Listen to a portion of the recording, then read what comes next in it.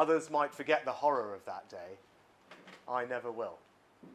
I will never equivocate on who was to blame for this utterly abhorrent act of terror. I will be steadfast in standing by Israel at its time of need. And I will not try and bully Israel into making concessions that are not in its interests. Israel deserves to live in peace and security.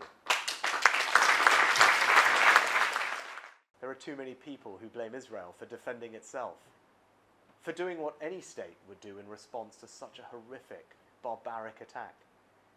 When Jewish children are hiding their school uniforms, Jewish students are facing harassment on campuses, the birth certificates of Jewish babies are being defaced, and Jewish families feel unable to enter the capital city of our country at the weekend. The whole fabric of our nation is under threat.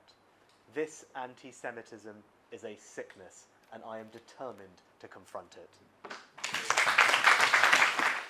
And we must never forget that there are still hostages being held by Hamas terrorists.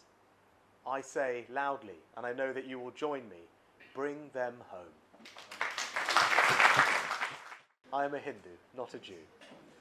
But I do know something of what it is like to be seen as different from others, and even to experience hatred directed towards you and your community because of who you are. I know something of what it is like to be part of a community that is both proud of its heritage and proud of its Britishness too.